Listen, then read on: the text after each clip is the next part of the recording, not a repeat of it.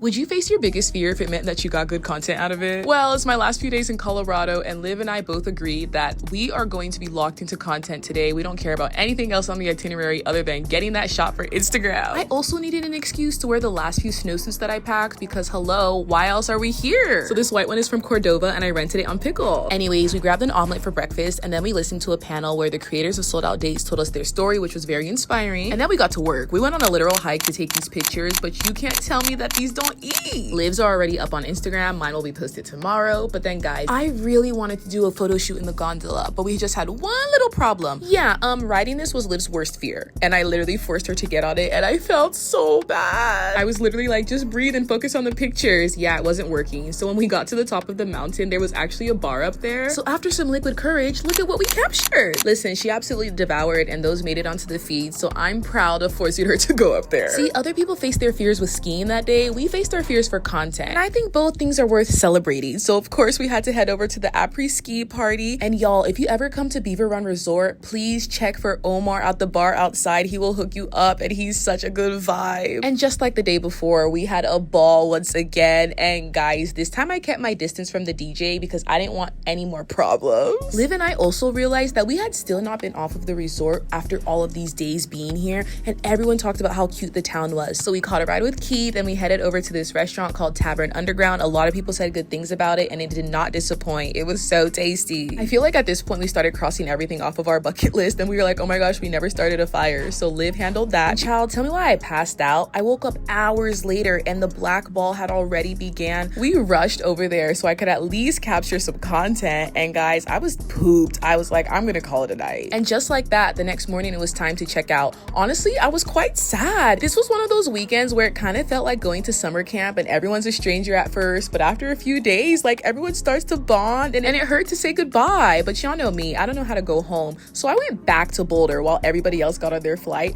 and Iman surprised me with tickets to the Nuggets versus Lakers game. She was like, I saw the game was happening and I felt like it was perfect because you're from LA, I live in Colorado. And I was like, you are so freaking sweet. And shout out to Luka and LeBron because they came back from a 16-point deficit and I was so proud to be a Lakers fan in that moment. Anyways, the next morning before I headed out, I went to work with Iman one more time and we had poke for lunch this day. And bro, I swear her job reminds me of tech companies in like 2008 when it was still fun and whimsical. Wait, and she also encouraged me to take the bus instead of calling another $100 Uber to the airport. And guys, it was actually pretty simple. So that concludes my first trip to Colorado as well as my first trip with Sold Out Destinations with over 200 people.